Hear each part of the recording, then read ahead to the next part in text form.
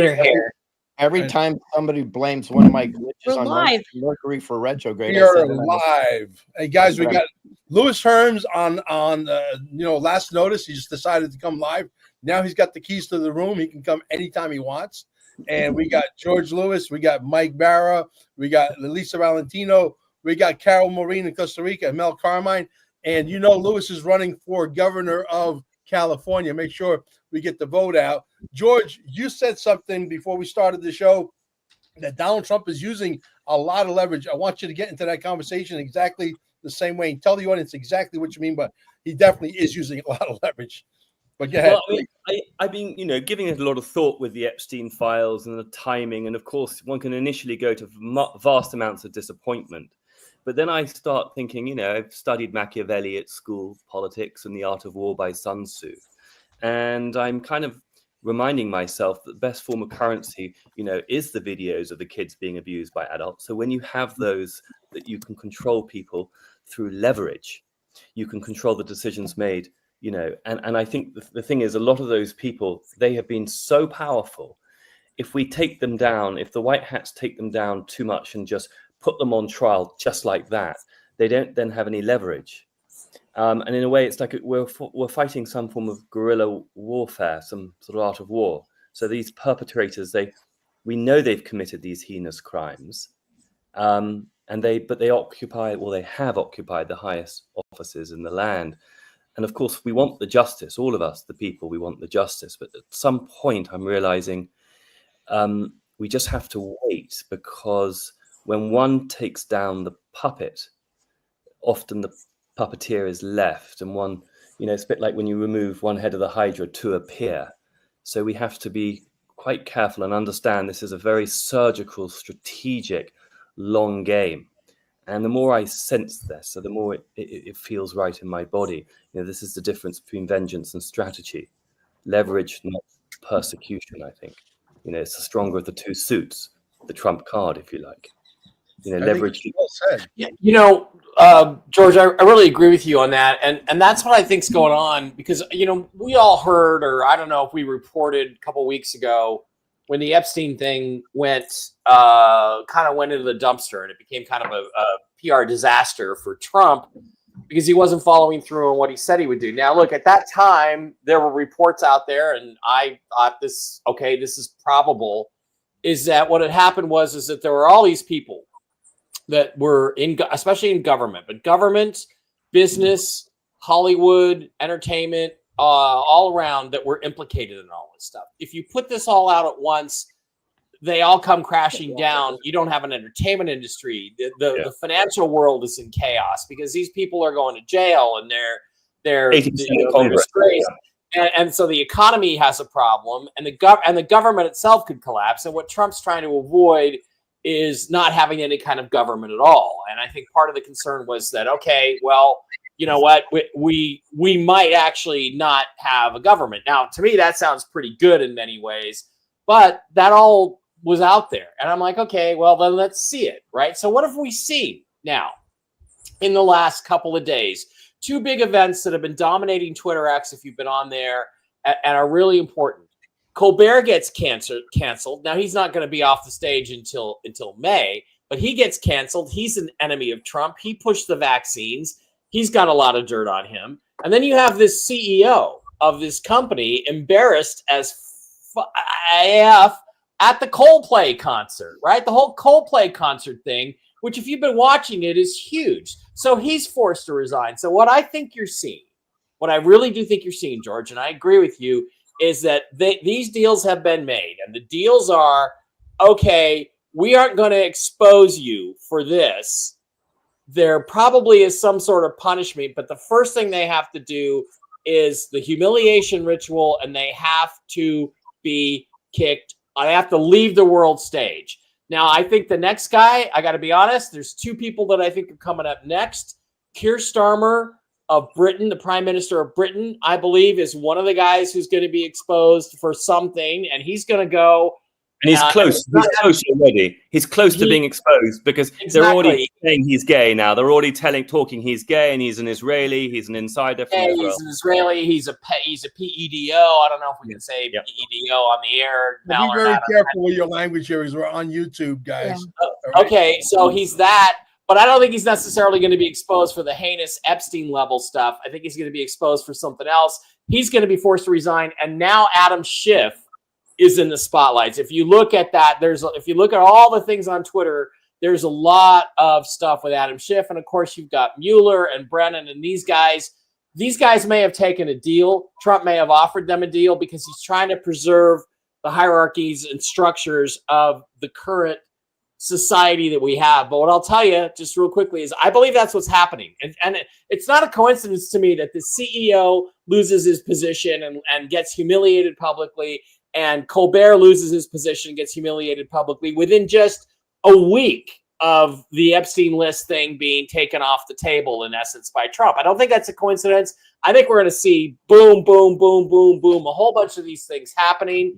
And I think I will just warn them, though, if you're trying to preserve the old hierarchies and structures in this environment of the shift, I wish Laura was here, the shift to the global sovereignty movement, it's not going to work. It's not going to work. And then Mel, same thing too. XRP is taking off. Gold is taking off. Silver is taking off. I think we're on the brink of some real big changes. And this stuff, these people are going to leave the stage. And if I can just add one other thing, because I always want to bring in the cosmological aspect, because otherwise it won't be witnessed. It is not just by accident that Saturn is in his weakest state for 12,000 years. What do I mean by that? We have a Saturn-Neptune conjunction at the world axis, 0 degrees Aries. Last time that happened was 12,000 years ago. Saturn, when the pandemic was rolled out in 2020, we had a Saturn in his sign of Capricorn, the Baphomet, if you like, conjunct Pluto, conjunct Jupiter. People who don't understand astrology, that's okay, but it's real, and symbolism will be their downfall. Symbols have always been used. The City of London, the Vatican, the DC, the city-states, they've all used the Masonic lodges. They've all used this technology. Yep. My job, humble job, is to get we the people to understand that it's real, and let's activate it, because then we can. And I wrote a whole book, George, in 2010 called The Choice, about how astrology, the positions of the planets and the alignments of the solar system with the center of the galaxy in 2012 and all that stuff shifts human consciousness. And I've been watching it evolve since December 21st, 2012.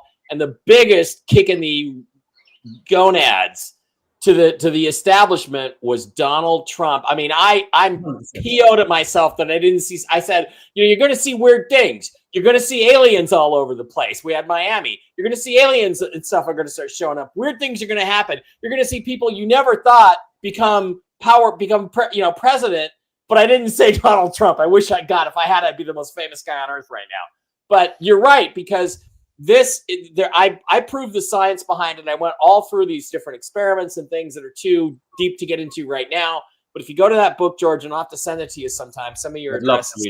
I would love to look at it. And the lectures I did after that promoting it. I'm just going to tell you that the consciousness of humanity is shifted by the alignments of the planets, and they affect us with something called angular momentum, which is spin energy, which actually radiates through everything, through the hyperdimensional ether.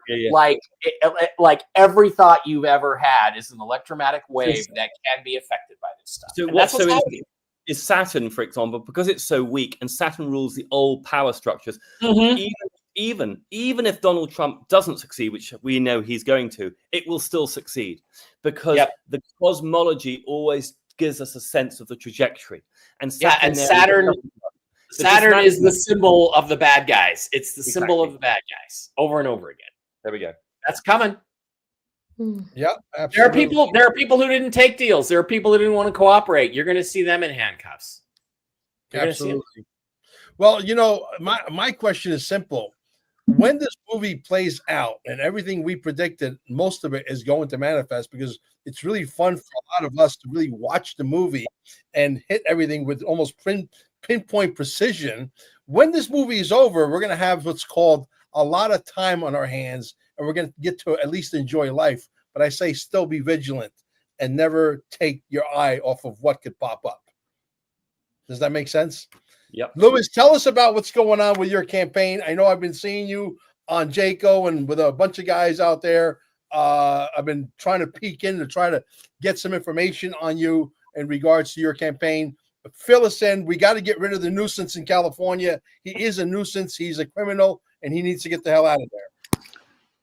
Well, my campaign is very unique in a few. In fact, I just posted right before I came on here is I will be the only gubernatorial candidate that's embracing a Q conversation. Whoa, how dare he? You know what I mean? So we can have conversations around that, whether people agree or disagree. I'll be the only one that's going to actually have that conversation. So the top 10 things, you can Google it, Grok it, Chat GPT it. The top 10 issues in California are not even the top 10 issues. We've been full for God knows, probably 1,000 years, but at least the last 100 years with political bullshit that people are buying in to these things. So there's been a division that's created. I'm sorry, folks. It's Democrat, Republican. That's an intentional division that prevents unity. They prevents people from thinking for themselves because they get lazy, and on every election, they vote the D's and they vote the R's. That's all they do. Therefore, the Democrats have been able to pull their BS for a long time, and the Rhino Republicans, under the guise of being Republicans, have been able to be part of the captured operation as well. And guess what? We are the ones that are captured. So the three real conversations that you don't hear any candidate talk about, and this is what motivated me to get in the race, is human trafficking is the #1 revenue source in California. I'm sorry, not one candidate is mentioning that. It's not even in the top 10 conversation. Why is that? Election fraud is real. That's not even in the conversation. And the political parasites that have been running our world for 1,000 years is not in the conversation. Those are the three. You fix those three things, everything else comes along. Right? But why are they not talking about it? Because they're all controlled. Mm-hmm. All the candidates are controlled. They're actors. They've been actors for a long time. So we are having a movement. They've already said I'm the anti-politician. Well, that's a great. I'll take that badge of honor, right? I'm the we the people guy. Great. I'll take that badge of honor also, because I'm fighting for we the people. And we're going to be honest. We're going to be authentic. We're going to have these conversations. But already within the structure that we've created, we already have the only solution for healthcare and health insurance. Well, how is it that a guy that just jumped in the race is the only candidate that already has a solution for that, right? Because I flew in to a state. I had several conversations. I'm supposed to be in D.C. tomorrow, but I'm so under the weather. I'm sending somebody by my proxy. But we're having these conversations. We have Maha on steroids. It's nothing they've ever seen before, but it's legit. Literally, we have legitimate programs that are in place right now that have 3,500% better cure rate on cancer than the top oncologist in the country. Done. It's over. We have it, right? We're going to implement it. We already have a health insurance plan that it's 50% off what everybody else is paying. But guess what? You're able to use a naturopath. Oh, my Lord. Are you kidding me? How dare you don't use a standard allopathic way, right? You're going to be able to use frequency. Staying alive. Yeah. Please send them to Staying Alive with the insurance policy. I love it. Well, we'll talk about it for sure. And that's the whole thing. In all these sectors, even the energy sector, we have a way to reduce your energy cost by 80% and move us to zero point energy, which is real, which people refuse to talk about. This is what our campaign's all about. So this is a we the people thing. And we're gonna get so much momentum that they will not know how to stop it, because this is not about me. I'm literally a conduit for the information and to take Divine's work and push it forward. And there's no better time than now. Because in some ways, the new Atlantis, the new Republic, doesn't actually have a political system anymore. You're right. In fact, you know what one of my assistants said, George, by the way, you have two great names. George is my father's first name, and your last name is spelled like mine. So we're already good friends. And you have the H in the middle. I mean, it's a win-win-win. So, but the reality is it's very interesting. And here's the way one of my assistants, and she's actually somebody I'm sending to DC on my proxy. She said to me, she goes, Louis, you're not the governor. She goes, in fact, that's a bad title. I go, it is. She goes, you're the guardian.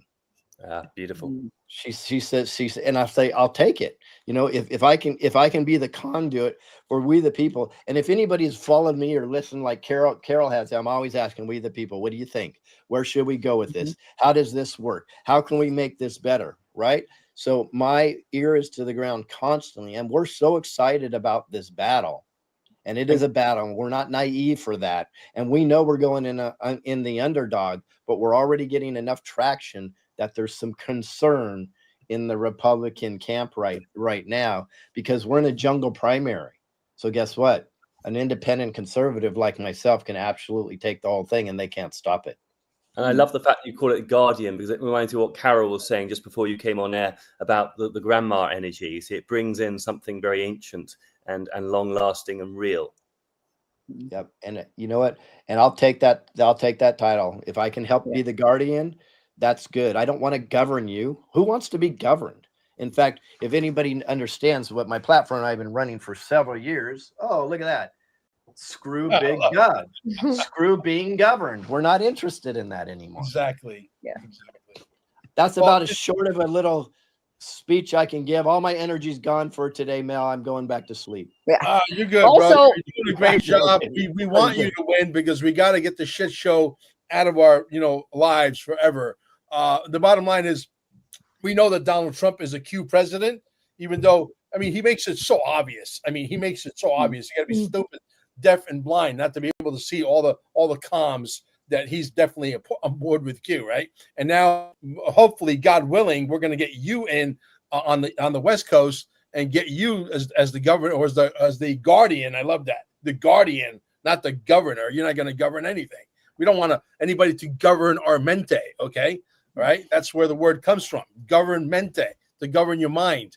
And so that'll be great, man. That'll be fantastic. So when does the race actually start? Because I'm not up to speed as to the dates, etc. Well, it really starts whenever somebody throws their hat in the ring. So the first person throws his hat in the ring, and it kind of starts with that. And there's a bunch of people jumping on board right now. So it's been going. It's going to ramp up here really quickly, especially for our campaign. We're in the midst. We just changed over our website. It's looking beautiful. Anybody could check it out at hermsforcali.com. By the way, Cali is an acronym, and it stands for California as Liberty Intended. So you're going to see a lot of hats that just say Cali on it, and that's going to be California as Liberty Intended. Okay. I will literally go over the issues and solutions ahead of time. I'm not going to hold back. We're going full on with this. I have teams. I have health advisors. I have energy advisors. I have anti-human trafficking advisors. You name it. We're election advisors. I mean, the top people that you know of when you hear, oh wow, I know that person. That person's all about election reform. Those people are in there. The top medical. I have the OG of medical that's on my health advisory board. And we got you in the documentary, DearMrPresident.net. We got you labeled running for governor of California. Oh, okay, cool. All 9 yards in the documentary. Elisa has seen it already. The first cut. What's her name? Carol Maureen has seen the second cut, and we're hopefully, when I get back from Dallas, we'll be on the third cut and close to final edits, and then we're ready to rock. Well, what's important about that documentary is suppression is real. And yes. I don't think there's a better example about that of what they've done to me. So are y'all familiar with the Southern Poverty Law Center? Yes. Mm-hmm. Okay, the Southern Poverty Law Center is the largest organization that has a $500 million bank account to suppress Patriot information. Yeah. $500 million to suppress it. I'm their number one target. I'm the only guy that was listed 3 different times. Everybody else is listed once, right? My 3 organizations were all listed. All it is a dog whistle, and they embed themselves within. I'm sorry, X. They embed themselves within X. They embed themselves within Facebook and so on and so forth. And certain people are targeted, and then they go after them. I actually got Grok to admit a few days ago that my account is highly targeted and suppressed. Grok, and I was talking about an X account of all things. And it, so here's the way it works. So my previous account, I don't know, it was 60, 80,000, and even under Elon Musk, it got deleted. That's right. He owned the company. I put something about the Khazarian Mafia. They deleted the account completely. Gone. Then I just happened to have an old account I used for marketing a long time ago called @WowLouis. And I said, well, let me just start posting on there, right? And now it got up to 16,000. So I said, Grok, because I knew I'm suppressed. I said, and I just had not recently, one of my posts hit 3.2 million views, but not because of me, because I literally texted 50 of my friends and I go, guys, get this out. They're hiding it, right? And then they got it posted up. Luke, can I ask you a question? Sure. Lewis, I'm curious to know, do you think Elon Musk or whoever that entity is deleted your account, censored you because you're too far ahead? Q can only be witnessed by 10% of the population, believed by 10. If it gets too big, it splinters the long-term trajectory of saving Israel to last because it brings it out too early. Or do you think that is a conspiracy in itself? Do you think that in a way is the white hat conspiracy? Or do you actually think there is a long-term trajectory? You're just too ahead. I've been told many times, and I believe my wife believes that to be true. Yep, she's over here saying, yep, that it's the good guys that are suppressing me because I'm too far. Well, and I'm also the guy that created the narrative on the Trojan horse, Israel's Trojan horse, that Trump, and in fact, I can explain that. I don't want to take up your time. So later in the program here, I'll explain what Israel's Trojan horse is, and it will detail exactly what Trump is doing right now. Can you not do that now? It's so important. I can. I don't want to take Elisa's time up though, but I was just going to agree that I believe that there's more to it than we can see, and that I agree with what your wife believes because it's sort of obvious. And so if they're trying to play out this movie, now that doesn't negate all the things that have been going on, but with censorship. But I do think that if this is a movie, and you know, what does everybody that makes a movie want to ensure? That nobody knows the ending before it comes. So it does make sense to an extent that there's strategy to that as well. And Israel, of course, holds a lot of, let's just say, emotion in this country for a lot of people. Because the false narrative with Israel and the Bible. Yeah, I mean, you can't even bring that up. Like I'm on Long Island, and you know, a lot of my friends and business associates are Jewish, and you know, it's a very sensitive subject. You know, so they have to handle that a little bit with kid gloves. And when we talk about things as if we are taking them for granted and understand we've done our research and we know what's going on and we're Q followers, it's kind of like they want that to be controlled in how it comes out, right? Because people can, you know, have a lot of upsetment and, you know, cognitive dissonance and all that. But no, go ahead. I would love to hear what your thoughts are. What George was saying. On two of my films years ago, one of them being 2020 Vision 5 years ago, I got a call from somebody very prominent, and he says, "You're way too far ahead on this narrative." He says you're not going to get any traction here. In fact, you're going to be suppressed. He goes, years from now, the time will come where you need to re-put this out because you've nailed it. Right? He said that years ago, and I called bullshit on it because I was so comforting. Yeah, I was so naive that years ago I called bullshit on. I go, whatever, that doesn't even make sense, right? And then I started to see it in real time, and then I really studied this, the art of war, in detail, and then I started to say, okay, what's going on? In fact, right now, a month ago, nobody was talking about Epstein at all, and Obama wasn't possibly going to get arrested. Hello, what's happening now? All the Democrats are screaming for the Epstein information, right? The news media is talking about Epstein. That's ultimate art of war right there. Absolutely, that's what's going on. He's nailing the art of war. It's now very good news. Yeah, when you know it, you see it. It's like this: art of war, art of war, art of war. So I don't even get triggered. I'm not even. Now I don't like his language. I don't like him virtually calling his supporters fools. But what you do is when you call your supporters fools, what do you get? You get all your enemies to now be your allies. So it's freaking genius if you really think about it. But here's the Trojan horse, and I've been saying this for about probably over a year now, and Carol's probably heard it a couple of times. But here's what it is: Israel for last. Okay, well, if you really study the origins of what Israel really is, it's kind of a Rothschild's Khazarian mafia creation. It's not even really Israel, and I know that freaks people out, but that's true. just, That's totally true. these are facts. Yeah. And what you're dealing is you have fake Jews and real Jews. And one of the mistakes people make in the Patriot movement is they demonize all Jews. That's a huge mistake. It's not.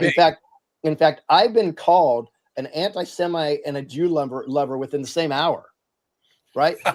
Because I have an authentic conversation of what's really going on. So I'm going to give you an idea. So what does it appear? This is Art of War. What does it appear? Trump put a bunch of Zionists in his cabinet, right? Yeah. Trump is pro-Israel all the time. He's got about 5 people like a Leo Terrell and people around constantly saying, Israel, Israel, Israel. Oh, we love Israel. Israel's everything. It's amazing. These are the people he surrounds himself with. Okay. While he's doing what? Let me ask you a question.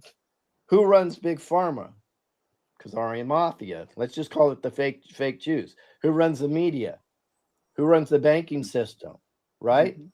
Who runs the medical industry in general? Who runs the energy sector? Who runs education? All right. These are all the fake Jews that run those systems. What systems are falling apart right now? Big Pharma, the media, the banking world, education, the energy section. Think about that. So what he's doing is he's cozying up to them like they're the best friends while he's taking a jackhammer to their foundation. The ending may not be for everyone. Right. Right. So, he's destroying all of these entities, but you know what they can't. You know what they can't do to him? They sure can't call him an anti-Semite, can they? Right. Should we crack open some champagne now, guys? This is right, great. Right. So you see my point? So that's a Trojan horse. So he goes in there as their best friends, and he's absolutely disseminating their infrastructure. So they're going to fall on their own weight. Mm-hmm. Now, for some reason, when I talk about these or post these things, I get suppressed like absolute crazy. So suppression still exists. It still exists. And we're going through a time like we did. Carol, you probably remember this in Truth Tour 2. There were 2 weeks there that if anybody said screw Big Gov, Truth Tour, or Louis Herms, they lost all their social media accounts. Yeah, I got a strike on YouTube when I interviewed you way back when. For nothing. For nothing. It's just because my name was involved. And because now they make it up as they go along. What's that? They make it up as they go along. Right. So now that's happening again, probably because I announced my run for governor. So now people are saying, well, I even put you in AI and it deletes your name. You know what I mean? When they're trying to do something in regards to AI. So this is bigger than we could possibly imagine. We know one group is after me and they're worth $500 million. Can you imagine what else? And it's not about me. This is only because I'm trying to tell the truth and I'm only supportive of we the people. I'm not in support of governance whatsoever. But the 2 things that I think are the biggest, if you want to go to suppression, Mel, I should have told you this a long time ago. I lost my first YouTube account when I put a 15-second video up that said, manifest your destiny, we the people won. That got my whole account deleted. Yeah. Deleted. Now, we made a legal appeal and got it back, right? But that got my whole account deleted. Can you imagine that? So we know one thing is they don't want you to know anything about the power of manifestation. Right. Absolutely. And they definitely don't want we the people to have the power. The other thing that gets my account deleted when I try to empower people to stand up, right? I'm called an anarchist. I'm called a violent perpetuator. It's crazy, right? And all I say is go into your boardrooms, your school board meetings, and say, I will not have porn in our libraries. Done. 50 people go in with the exact same message. You're going to win every time. Woo, delete. How in the hell is that a message that should ever be suppressed? Exactly my point. I think I'll step off my soapbox now. You know what? Imagine if, I don't know if we could fix it fast enough. Hopefully by the end of this year we can. Maybe I'm delusional. Hopefully I'm not. But there's going to be a very strong First Amendment backed up by what Mike always says, a Bill of Rights, an Internet Bill of Rights that says you can't not fuck with the First Amendment ever again after we got it, because our forefathers didn't have a looking glass. They couldn't have seen 300 years into the future and say, oh, by the way, in 2025, they're going to be highly technologically advanced. Let's put it in there that the big techs can't screw with Lewis and Mike and Mel and so on. So they didn't put it in there. Now we have to fix that. First Amendment has to reflect modern day manifestation, correct? What's going on right now currently. And we have to be able to really put something that's ironclad that they could never, ever challenge ever again.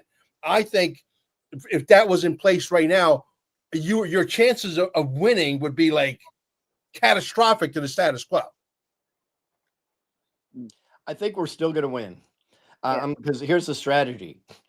Look I'm suppressed. I can't get over 400 views without my friends helping me on account. By the way, 16,000 followers, according to Grok, should get you 5 to 10,000 views per post. I can't get over 400 without my friends helping me and jumping in. So that's how suppressed that account is, right? And then I asked Grok, and I said, I spun it in a way that Grok had to tell me, yes, X suppresses accounts. Literally, they told me. I got the quote from them. Of course, I posted it, and that didn't get over 100 views. Yeah. I'm sure that's an accident, right? Yeah. So the key here is not me. The key is we. Yeah. And if this is not about making me governor, it's about making we governor. And so it's going to be everybody else except me putting out this information. That's what it's going to take. It's going to take the whole nation putting out the information. So if I post something and they get a hold of it, or we have a network that they can grab it from, and then everybody repost it, the information is going to get out there. And it's going to be that momentum that's going to push us into the governor's mansion in California. And it's going to prove something. It's going to prove what I've been trying to scream at the top of my lungs, is we the people are the plan. Trust the plan. It was never about sitting on a couch, wearing your froggy mask and eating popcorn. It wasn't. In fact, I can tell you, it says, I believe it's 42 times it says trust the plan, and it says the people 147 times in the drops. It's the people. It's always been the people. You know what I mean? That yes, you have the Q operation doing what they do. Let them do what they do. But I can tell you, on January 20th, 2017, in front of a military contingent, President Trump didn't say, I gave it back to Q. I didn't give it back to frogs. He said, I gave it back to we the people. Exactly. We just didn't pick the ball up and run with it. I did. Well, some of us did. Yeah. We as a whole. We as a whole have not. We as a collective. Yeah. Now, we as a collective need to pick the ball up and run with it. Can you imagine if we win California? They're done. They're done. That's the prize. If we win California, that's a model that every other state can do, and they're done. The cabal is absolutely done at that moment. Well, hopefully they try to do it in New York, because New York is so awful in every possible sense of the word. Well, we can't be under an illusion too that we're under fair elections. You guys are more conservative than you are liberal in New York. People just won't believe it until they see a free and fair election. Right. Right. And everybody, and the other thing that frustrates me too is that New York as a whole is judged by Manhattan. What people don't understand is that there are 4 other New York City boroughs that are filled with conservatives and, people that are not into the liberal agenda. And then you have Long Island, which is probably a little split, but then you have the entire New York State, and people just assume Manhattan represents, it's mostly transplants, for the most part in New York City anyway. They're not even native New Yorkers. So it's kind of a frustrating situation. I mean, Staten Island is completely conservative. Completely. I live on the Upper East Side, which is probably, with the Upper West Side, the last bastion of crony liberalism. Yeah. Yeah. Yeah, it's unbelievable. So hey, if you'd like to stick around, Lewis, you can. I want to show a couple of videos that coincide with this, new financial facelift that we're about to get.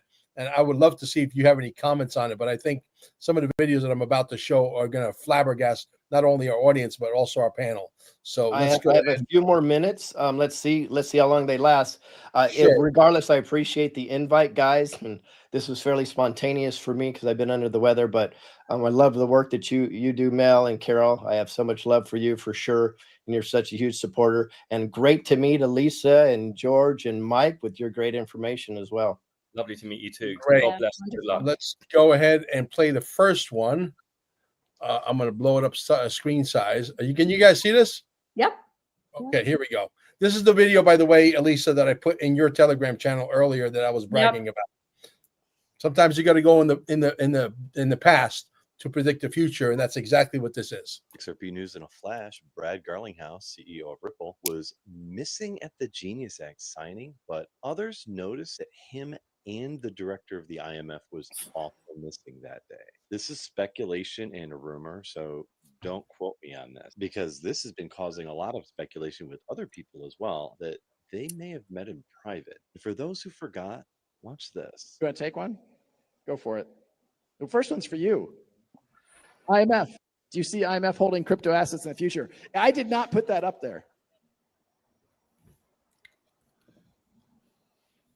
Remember, I'm from the legal department. I'm supposed to be very conservative about these things. I don't want to go into great details about Maybe I should take what the IMF is going to do. I think we look, stunned Ross into silence with that one. For that to happen, okay, under the current legal framework, some country would have to use a crypto asset as its currency. The US government would have to use crypto as its currency. Just remember, guys, it's all falling into place. JP Morgan adds $1 million fees paywall on what was previously free customer data access for fintech companies like PayPal and Venmo. I'm not sure how this will affect customer fees on PayPal or Venmo, but it does seem like BlackRock is finally showing signs that fintech and DeFi is competition. Swift transactions dropped 15%, ironically, the same time that XRP was surging in activity. What do you guys think of that one? The CMC altcoin index is at 49 out of 100, which means only 49% of the top 100 altcoins are currently beating Bitcoin in the market. Once we hit 75%, that's officially considered altcoin season. But it doesn't mean we still can't get gains in the meantime. Japan's A+ credit card now lets you convert reward points into crypto, like XRP, Bitcoin, and Ethereum. Hey, look, Tether is going to come to the US and become compliant with the Genius Act. Wait, hold on. No, they are creating a whole new stablecoin to comply with the Genius Act. They're not using USDT. So the USDT, or Tether, which is registered in the British Virgin Islands, still can't comply with MiCA regulations and the Genius Act. And for those who know, there is a lot of other scammy companies also registered in the Virgin Islands. Those who know. Wealth, love, and authenticity to you all.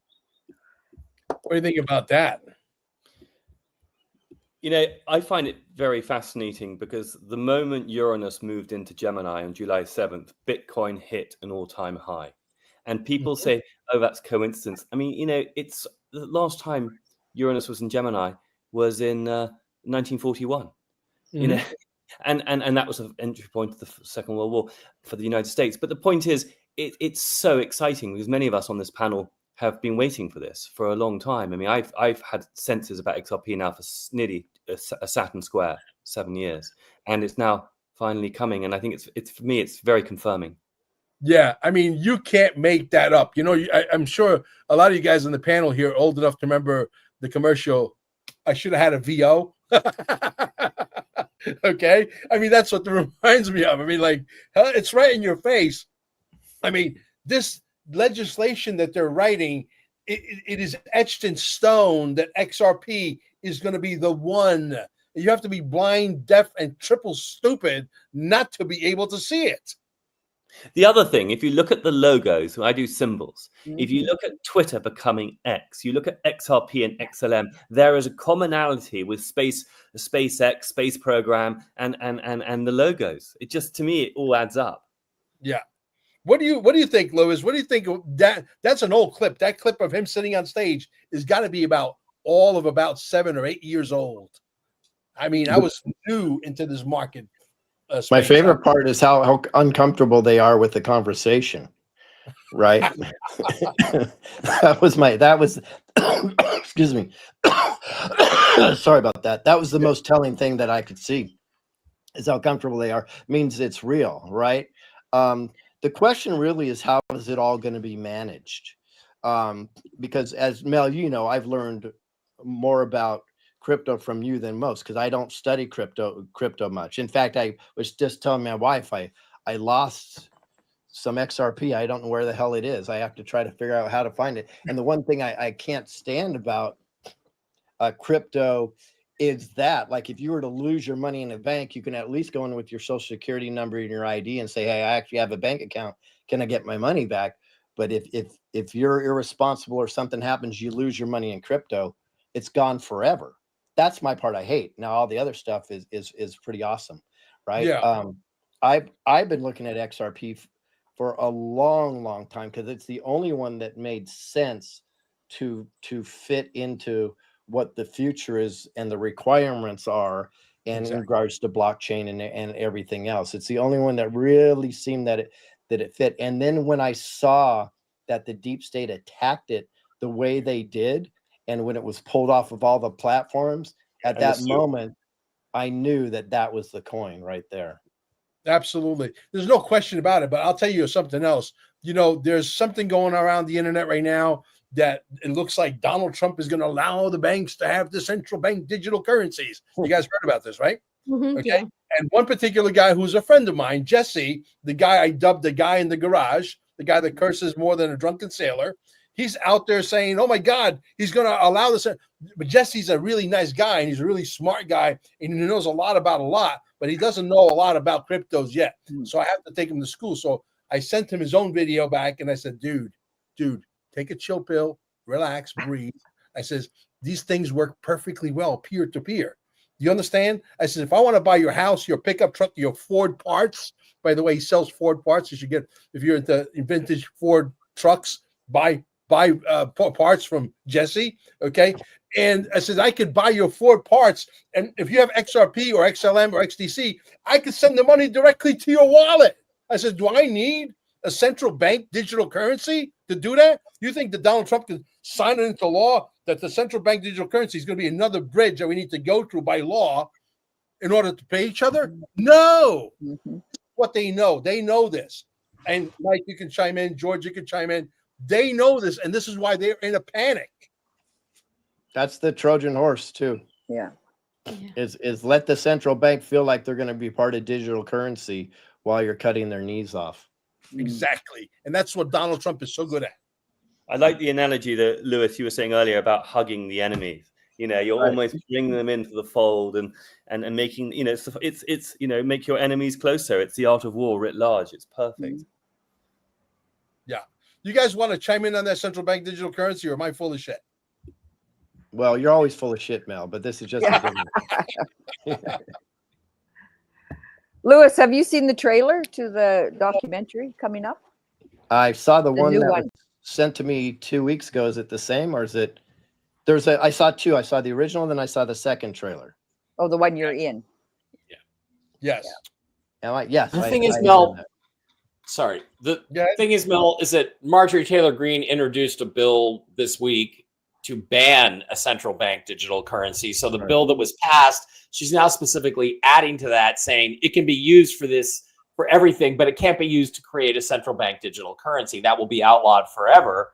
And then, you know, you have the fact too that El Salvador has already done this. They already designated Bitcoin as their means of exchange, as their, you know, and that will be superseded by XRP when the time comes, which is coming very, very shortly. So we've already got one country that says we want to do our transactions in Bitcoin, but that's clumsy and it's slow, and they're gonna pivot to XRP, which means people who hold a lot of it, like Mel Carmine, I'm going to be asking them for loans. You know, hey Mel, you want to take my mortgage and I'll make the payments to you instead of a bank? What this guy writes, crypto's backed by nothing and it's worse than fiat. Obviously, this is a very ignorant person. okay, who doesn't know shit from Shiola, as they say. I don't know how it could be worse than fiat. I don't think that's Yeah.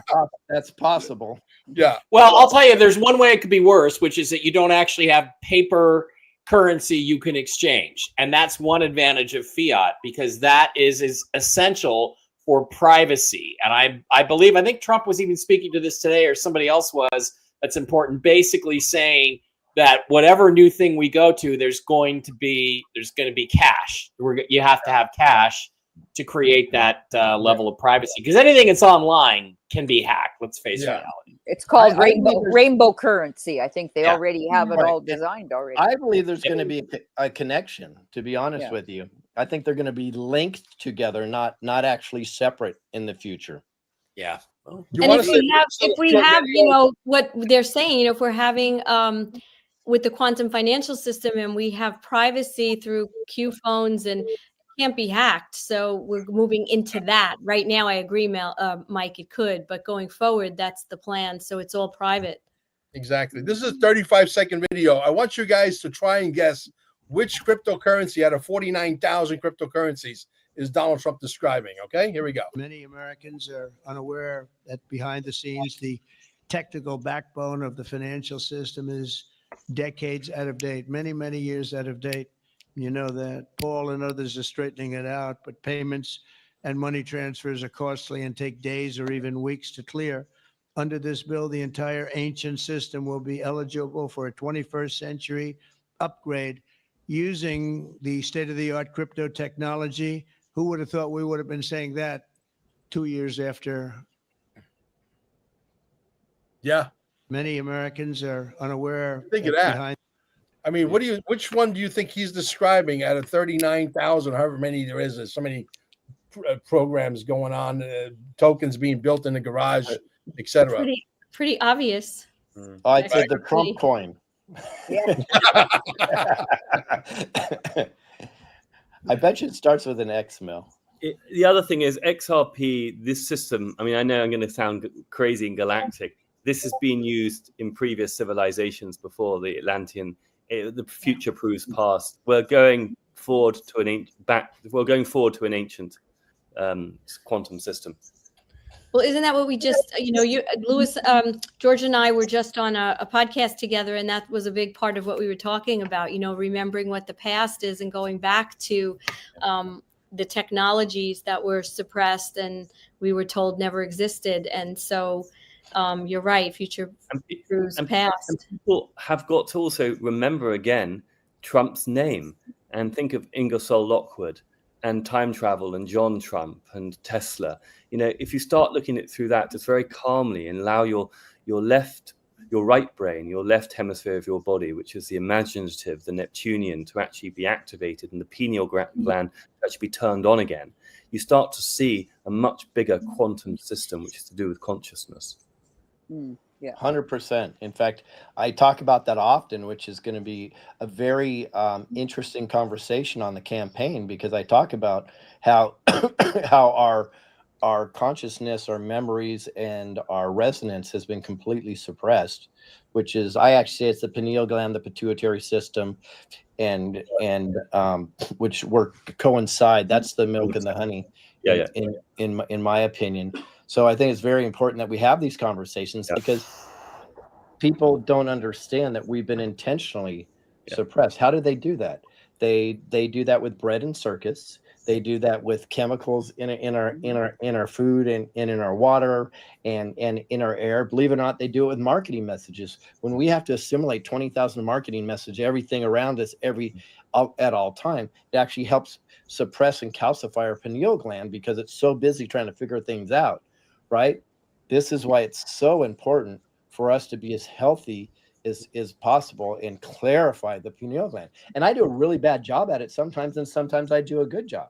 So I have to be authentic. You know, is from a simple perspective, there are four major parts. You know, we need to move the glyphosate out, but we've also got to, everyone, Tom, Dick, and Sally have got to understand that it's also the chlorine and the fluoride and also the 5G. That those are the four components that block the pineal gland and affect the pituitary gland. Wait until they find out about deuterium. Yeah. Yes. Yeah. And what I love what I did a movie on deuterium, and people, and that, I guess that was supposed to be way ahead of its time. Also, that's going to blow people away. And Bal, No, the about barium, deuterium, there's no filter that can actually reverse it. yes, and barium and barium and aluminum, or aluminium as we say in Britain, that's Bal. That's right. Yeah.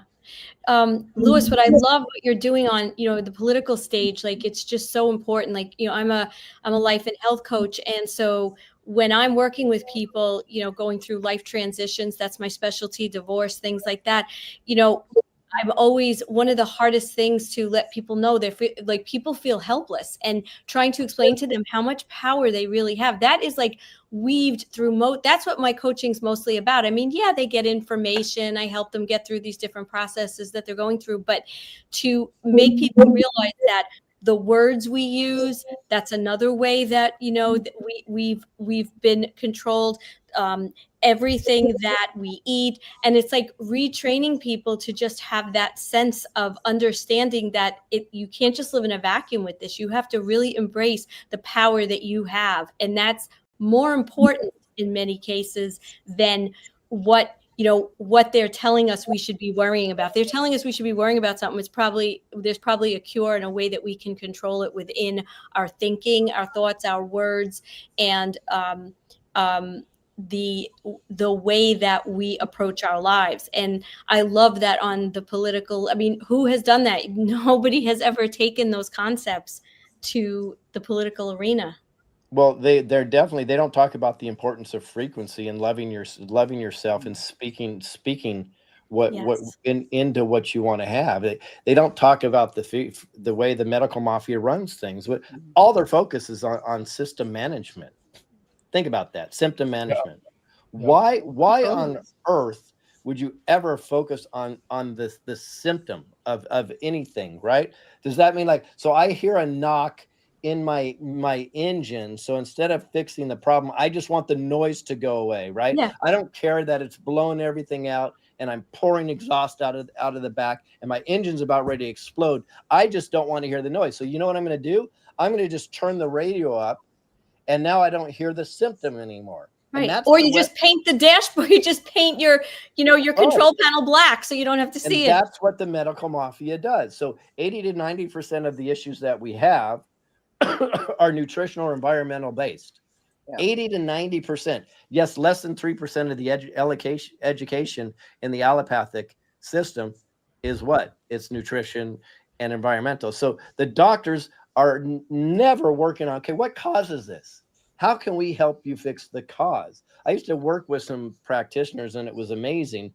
And we had an 80 to 90% recovery rate from diabetes, and reducing their numbers and getting them completely off of medicine by doing one thing, and that was changing their nutrition only. Yeah. Only. And you had people getting off of dialysis, getting off their meds, and their numbers looking really good, and then feeling a lot healthy by changing nutrition only. But you know what that does? That will bankrupt the current Rockefeller medical system. So we're going to have to transition, and we have some ways to do that through the campaign. And it's only a couple of generations away. I mean, my grandfather came from Italy. The first thing he did was buy property, right? All immigrants know they got to buy property. And the second thing was start a farm. I mean, he lived in the middle of East Harlem in Manhattan. He had a farm in the backyard. So what did they do? They got us away from growing our own food and having control over what we put in our bodies. So we're really only 2-3 generations away. And like George always says, it's about remembering what we did and bringing that back. It's not really inventing. George. Yep. Yeah, that was the XRP of that time, buying properties, renting them out. My uncle made a lot of money doing that. Yeah.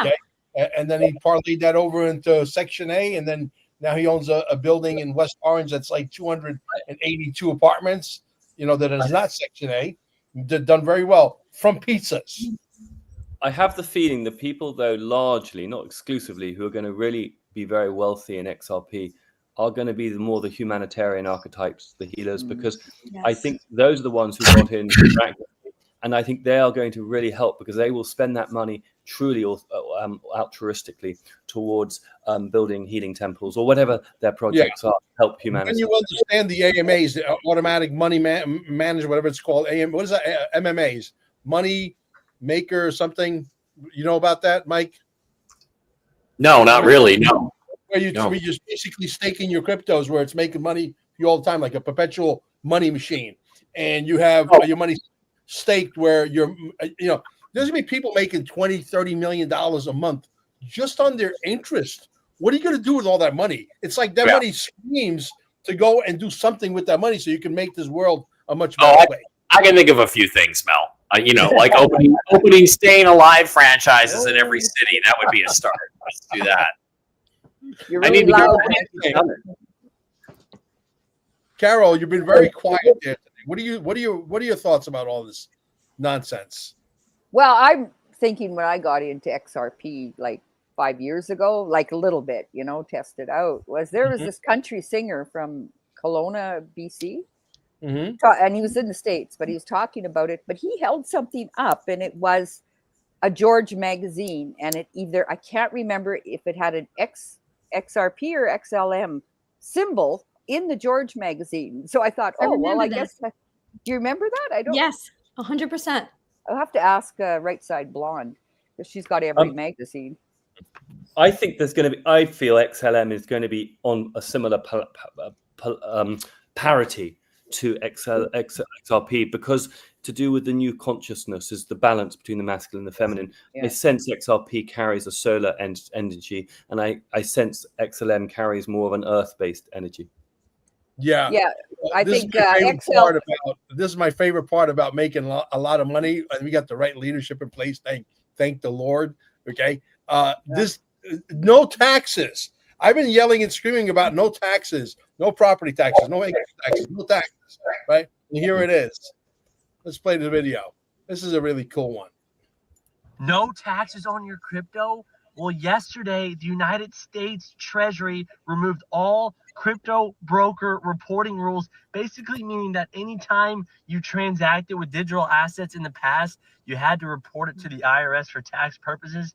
That is no longer the case. The United States Treasury removed this. So that means really no taxes on crypto. That is some of the most bullish news ever. Let's go. Shout out the U.S. Treasury. The news just keeps on getting better and better. It depends on which news channel you want to listen to. The news channel I listen to, the future, as Patrick from Patrick Bet David says, looks extremely bright. I'll see you, Mel. Gotta go. See you guys. Appreciate it. Before I forget, Louis, remind me, I want to introduce you to Gary Frenchie. I know you know he is. Next News Network. He's huge. He should be 10 times bigger. I'm pretty sure I can get you on his channel to get some exposure for you. So send me a text message. Gary Frenchie.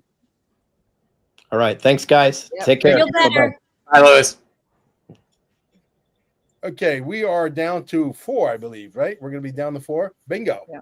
Now it's really the forecast, But anyway, wasn't that awesome? No taxes on crypto. I mean, even if you make money on VeChain, which is a Chinese project, which I believe VeChain went to $7.02 on the last bull run. VeChain was bigger than XRP. Go look it up. Okay, 702. Okay, I don't know, but I'm willing to sacrifice my VeChain or half of it or whatever, and I believe it's going to go much higher this time than the last time. So, what do you think of that, Mr. Mike Barra? You don't own any VeChain? I'm sorry, which thing? VeChain. Oh, I'm clueless about it. I'm sorry, I don't know. I don't know much. VeChain is a project that authenticates products and makes sure that they are completely authentic. So if you're buying something that's a really valuable thing, it absolutely authenticates it. And that's good. I mean, I thought we were talking about taxes here, but okay. I think look, the thing is, I think that's a great idea, especially for antiquities and things like that we give value to, antiques, these kinds of things. It'd be great. And the thing people don't get is in the new system, you're going to be able to transfer all those kinds of things. Like, again, if I want to give, if I want to give Elisa my antique Hecklefish first edition from the Y files, I can just send it to her over the blockchain with XRP, and then she becomes the owner, and I drop it in the mail, and it's hers. So we don't need any money. We don't need any banks. I think that when you're doing that, when you're exchanging, exchanging more than just money. I mean, you're exchanging actual commodities, physical assets. You have to have that authenticity. So I'm fine with that. Absolutely. And here we got the president's son, which I believe will be our next president. If I have anything to do with it, I'm going to push for this guy. He's the most qualified guy. And listen to what the volume on this one is not that high. So just let's be quiet so the audience can hear. And you might want to crank up the volume on your end so that you can hear the whole thing. Perfect. Here we go. This is insane. Donald Trump's own son says that no longer are banks needed. Listen to this. What is it that JP Morgan Chase does? That DeFi, that blockchain can do better, cheaper, more efficiently, more transparently. Hence really the creation of this idea, and really hence my entrance into the cryptocurrency world. And I think it's going to solve a lot of problems. The SWIFT system in this country is absolutely broken. Every week, I'm waiting for a wire transfer to come in at 4 o'clock on a Friday afternoon, or trying to send one out. It's slow, it's lethargic. It doesn't make any sense. You look at what digital currency can do. You look what a digital currency backed by the US dollar, backed by US treasuries, that can be sent anywhere on Earth instantaneously, 24 hours a day, 7 days a week, can do. It's going to revolutionize finance. And gee, I wonder what he's talking about. I think he's talking about XRP too. Yeah. I think it's safe to say that the Trump family is all on board with XRP. Very safe. And I'm going to show one more video here. And I think you'll understand why I resonate with this, because I totally agree with this. And I'm sure maybe, Mike, you will too. Let's see here. Let's exit that one. And let's add another one. Share screen. And this probably depicts exactly how Mel Carmine ticks, at least on his level that he's explaining in this short video. Okay, share. Give me 1 second, guys. Pause it, cue it, enlarge, and go. Ever fucking talk about my feelings with another fucking dude. But you don't mean that. That's too far. I mean, no, I'm that guy. It drives my wife fucking crazy. No, I don't want to talk about my feelings. I'm one of those fucking old school guys. When you talk about men's mental health and that men have to carry this burden and that's what we fucking do. Guess what? Somebody's got to get up. I have a family, right? I have children.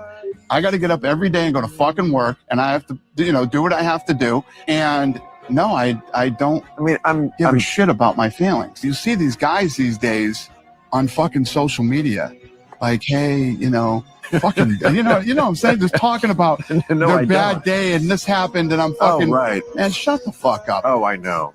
Get up. Oh, I know. Get the fucking work and do what you got to do and be a fucking man. Be a man. I tell you. Just be a whatever. I say we need men back in America. That depicts what I foresee America to be like down the road, because you know what?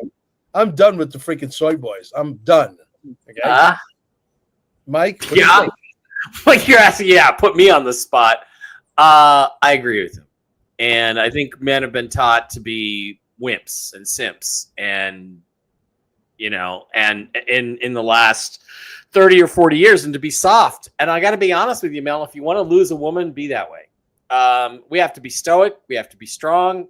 We should not be looking for that kind of comfort from our women, because it makes us look weak to them. And I think when you go through that litany of emotions, which we all have, humans have, and I'm not like that guy. I do have feelings. Things bother me, but I hide away and deal with it. Or find somebody I can rely on. Okay, you guys want the female perspective? Yeah. Yes. Okay. I agree that men have been demasculinized and it's been absolutely awful, and women do not want soy boys. I mean, at least this woman doesn't, and most women don't, right? Men are men, women are women. There's no question about that. However, the extreme of I have no feelings. And a woman also wants to know when they're alone, when it's just the two of them, that there's the ability to connect, and that he's understand, because we have a lot of feelings as women. We want to know that we're safe in that perspective, that they want to. It's a very fine line the man has to walk, because if you're too emotional, she will start to view you as weak, and you just can't have that and have a emotional. That's not expressing feelings. There's a way to express feelings in a masculine way, and there's a way to connect in a way that does not take away from masculinity. And I think what the media and the movies and the whole power structure has done over the last number of decades is to show men as women. And that's clearly not what anybody wants. Carol, I mean, there's more gay men in lead roles on television and movies now than there are straight guys. That's just Carol, what do you think? Well, I think every woman wants a Rhett Butler for, hey, make me surrender. Also, all the baldness. I mean, grass doesn't grow on a busy street. So hair connects you to your feelings. And that's why in the hippie days, all the men wanted to get into their feelings, so they grew their hair long. But it's a connection to the feelings, to the bodies, because hair is like an antenna. It's like a psychic receptor. Yeah. Well, it's also connects to the body. How do I feel? It's about the body has the feelings. The brain has no feelings. That's a hard drive of the computer. So you're saying Mel is the most masculine guy on this show? He's well, I said grass doesn't grow on a busy street. So okay, so I'm just also what I'm covering a lot of this up here. My mom would add that it doesn't grow through cement either. Yeah. Well, a dandelion can, but Mel's got lots of feelings though. He just doesn't show them. Well, this was a he's a little expensive. Made a cameo appearance. He's welcome anytime he wants. Guys, we got to get the word out there. We got to get the nuisance out of our balls in California. Okay, we're going to get rid of that asshole. He's a criminal. He should be locked up. And one day we're going to see the arrests. But right now, Trump is doing this so methodically. Please appreciate the man's craft. He knows what he's doing. He's doing stuff that today it looks really bad, and then 3 weeks down the road you say, "Oh, how genius!" Really, you know what I mean? Give the man a break. He's human.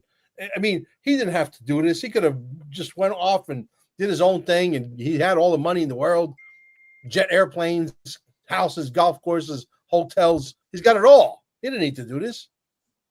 Yes, he's going to make some money. He's going to recuperate the money that he lost becoming president. He lost at least $5 billion doing that the first time around. He's going to recoup that by a factor of 100,000 times, especially because the crypto game is in play and the kids understand that crypto game, especially Barrett. And because he has 30 million in Iraqi dinar sitting in his wallet too. So that's going to help personally. So he's going to I do believe the Iraqi dinars will revalue at the right time. There was a very impressive video not too long ago with yours truly, a short little clip that somebody clipped with Mark Z. And I put that everywhere because, to me, hey, you produce great content. I'm going to push you out there. I'm not going to hold you. You know what I mean? There you go. It was great. It was. And listen, when the IMF is talking about Iraqi dinars, and that clip made a lot of sense. It's still in my Telegram group somewhere, I'm sure, and it's probably buried by now. But I'll probably recirculate that because it was really good news. But is it going to happen tomorrow, Mike? No, it's going to happen when it's supposed to. I hear by Tuesday, so it may very well happen. Here we go again. Come on with that. One of these days, Mel, we're going to be on this show, and an hour after we're off. I would love to celebrate that with you. Believe me, I would love to celebrate that with you because just that alone, for example, just currency, I could wait for as long as they want with the the rest of it. Well, I think what's going to happen is everything's going to happen at once, like within an hour of itself. XRP is going to be unleashed. It's going to take off gold, silver. And then the currencies are all going to happen kind of at once. So I'd like to be able to say, oh, great. Now I can go buy $1 million worth of XRP from Mel. I'll go buy it from Mel. But I don't think it's going to happen that way. I think when the reset happens, it's going to be boom. It's going to be the whole thing, and it's going to be exciting. Absolutely. Mel, you going to show the trailer again? Yeah, let's do that one more time. Yeah, I know want to say tonight Mel is going to be on the Time Is Now podcast at 8:15 Eastern time. I know Right. Dina's just texting me. What's the handle? I wanted to tag him. Let me pause that. And I can never get it queued up properly on Rumble. Rumble's got so many defects. Okay, here we go. Screen share. Can you guys see it? Yep.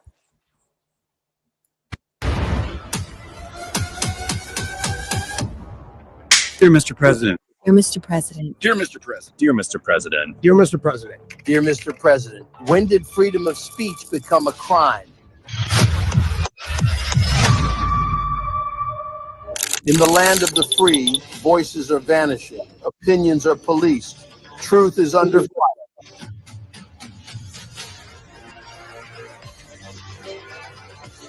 They say it's about safety, I say it's about silence. Who's watching the watch? Who's filtering your? Who benefits from your silence? From the classroom to the newsroom, from Silicon Valley to Washington, D.C. Who decides what you can say? Censorship. Censorship. Censorship. The censorship. Censorship. It's a much bigger threat to democracy than anything that we've seen in this country in the last 4 years, in the last 40 years.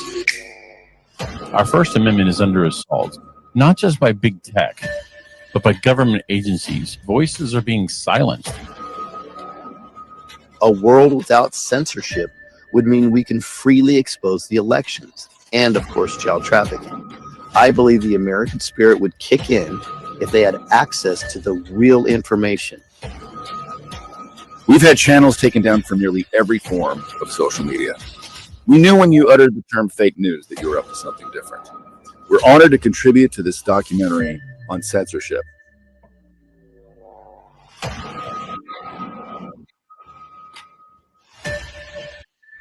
I have only one thing to ask. I just only want to see some accountability from somebody. Just pull that pin and throw that grenade already, buddy.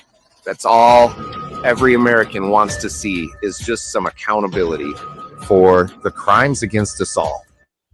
Thank you, sir. And long live the Republic.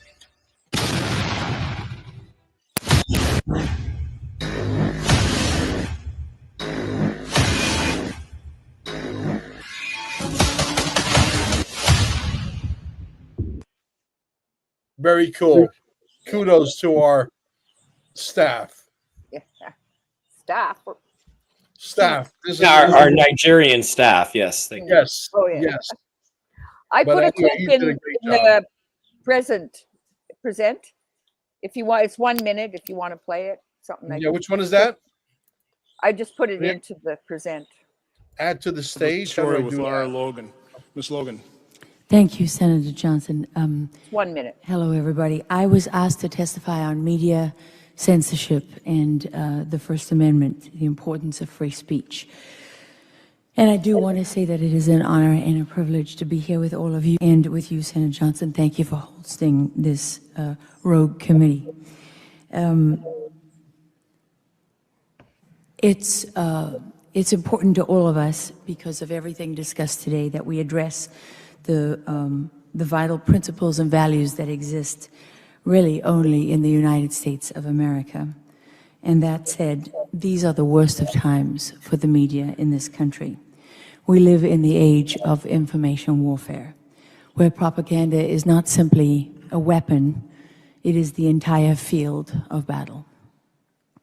This is a war for our minds that is aided by advanced technology, and we have never been here, not in all of human history. It is a moment when we as journalists should stand together, united, and regardless of politics, we should fight for the truth and we should fight for freedom. Well, I like it so much so that I'm going to ask you to send me that clip if you don't mind. I did. I put it in Dropbox. It says new clip, Oh, good. Laura Logan, because you asked me to clip out what Yeah. I thought was good. Yeah, It's because right at the she's beginning. That's as much as busy. I could take out. Yeah, if she's too busy to get me a clip, I'll use that gladly.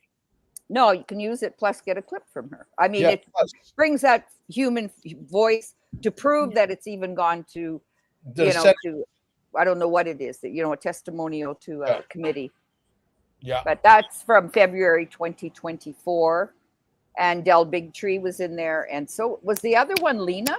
Forget her last name. She was sitting in the back, the blonde. I think it's Lena. She was at Trump Durrell. Right. Absolutely. I know Looked Leon. like her anyways. Yeah.